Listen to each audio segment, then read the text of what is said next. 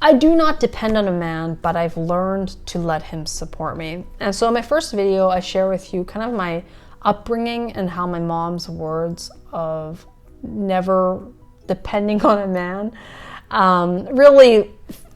really stuck with me like an invisible leech and shaped a lot of my childhood, of my life lessons, and all throughout my 20s as an unmarried woman living by herself, or not, well, I had a roommate, but paying my own bills, paying my own mortgage, figuring out all this stuff by myself.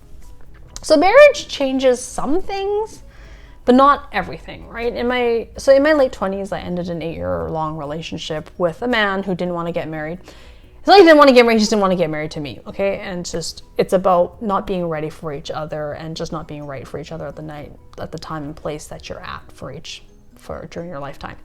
Entire book, if you want to take a look at a straight up guide to a happy and healthy marriage, that I wrote really a lot of lessons I learned in that 8-year-long relationship, and how marriage it's the little things that matter in marriage, not the big grand gestures. Anyway, that relationship taught me so much about myself, right? And it's kind of seeing those life lessons and not dwelling on the time that you invested as a waste, but rather it's an opportunity for you to learn and grow. And so I really got to know how I am as a partner, and really my strengths and weaknesses, how I deal with anger and resentment, how my overfunctioning is actually not a good thing, it's a fault to overfunction, that what kind of values I had that I was not willing to bend on, that I was bending just to make just to make the relationship work, and that how being with someone doesn't define me, it's a part of who I am. So I knew what I wanted, needed, and deserved in a partner, and I met him shortly after the breakup. And we got married a couple of years later, so my husband and I. We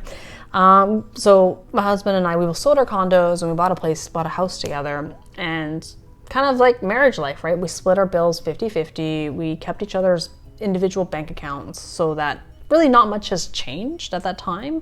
Everything seemed to be kind of smooth sailing, not much changed. I continued to thrive in my career. He, pulling in a respectable income, or saving for retirement, putting some in investments. And he continued consulting, landing clients and traveling a bit for his gigs. So there was no breadwinner, right? And this idea of a breadwinner. I mean, at the time we made roughly the same, and really it was difficult to compare. He owned a small business there as I worked for an employer, and I had vacation and sick days, but he had tax write-offs and he could decide how much he wanted to pay himself. So neither of us was the breadwinner. There was no meal ticket or the one who brought home the bacon. We were both breaking it in, as equal partners, working professionals, financially contributing to the household, chipping away at the mortgage and paying the bills together. It was like a team effort. In terms of household chores, we both do things around the house because that's how we grew up. We're all too familiar with this storyline, right? And I think this was concocted by some male chauvinistic 90s male chauvinistic TV producers in the 1990s. Just imagine, a husband leaves his shit around the house and the wife has to pick up after him. He's a slob, usually fat and overweight. Think Family Guy, or Simpsons Classic, or King of Queens, kids. Just think of that. And she's basically his mother. She's usually good looking, fit, type A, lean, and, attractive. The wife nags him. He gets in trouble. He does one chore and gets rewarded by the wife. And it's usually sexually related, like a fucking dog. And the cycle starts again and again and again. It's cue the laugh track, right? This being one of those plots that I think rich white people, it's a white privilege thing to have to resonate with in terms of a storyline. Because growing up as a Chinese Canadian, I always saw both my parents cleaning and taking care of the household. They shared the housework because they both had to work. And survival was the main priority for immigrant parents, not bickering about who left a pair of socks on the floor. Okay? My dad's name was Mr. Clean or / OCD. And he has a place for everything. And when something's been misplaced, he needs to put it back in its place. And he vacuumed all the time. He dried and put away dishes. Like, Asian parents don't use dishwashers, okay? So he dried the dishes. And he he was always sweeping after dinner, wiping counters constantly, folding laundry, taking out the garbage, and doing all the yard work. And then my mom cooked a lot, washed dishes, had schedules of when she mopped, when she cleaned the toilets, when she cleaned the bathtub, did the laundry, scrubbed the tubs, right? And then the only thing that they really did together was change the bed sheets. And my husband's parents are very similar. I mean, he often tells me a story of how his dad vacuumed up a bunch of his toys and he got so mad at him. And then, like, upon reflecting, he now realizes that his dad was actually just doing his job and that really he shouldn't leave his toys lying around if he didn't want them getting sucked up. Anyway, so lazy husband and anal wife are not us, okay? We divided our household chores depending on who cared more and who was better at the task. I don't pick up after him. He doesn't pick up after me. We're just both responsible adults who used to live apart and now just sharing a space. And we're taking care of our own messes. So at this moment in time when you're married, no kids, we're two working professionals living together in love, ready to expand our family. And I thought I could have my cake and eat it too, to be honest.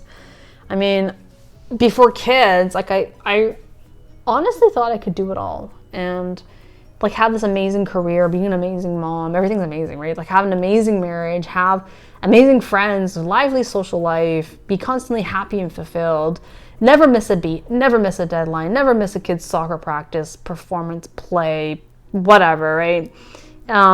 Because I can and I will, because I'm going to be super mom, you know?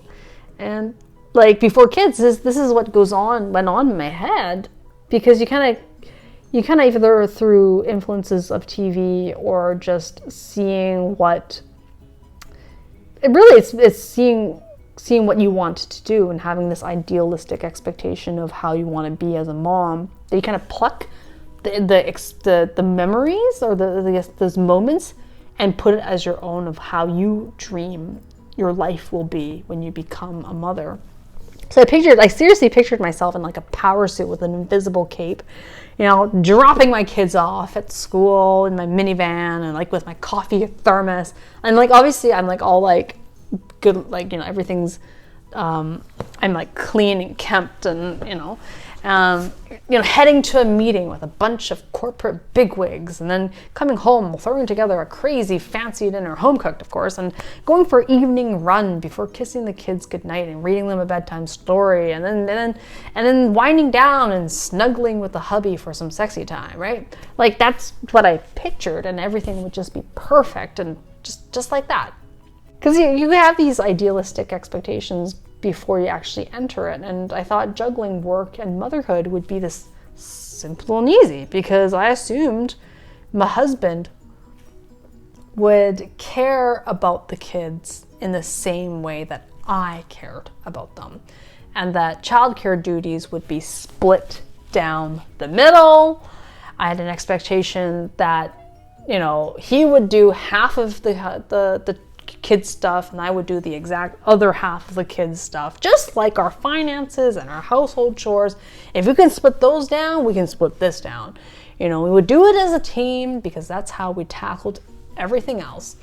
And there'd be no resentment, no keeping score, no, just doing our parts together, right? And of course I was wrong. And in my next video I'll talk about how I've come to terms that my husband and I care about different things when it comes to parenting.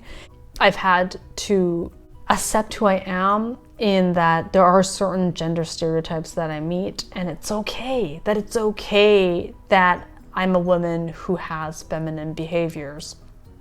So anyway, so let me know your thoughts. What do you like if you have kids? What did you think your life would be like before you had kids? And you know, and when you were the life but you were just married without kids, how does that compare to now your life with kids? hope you know.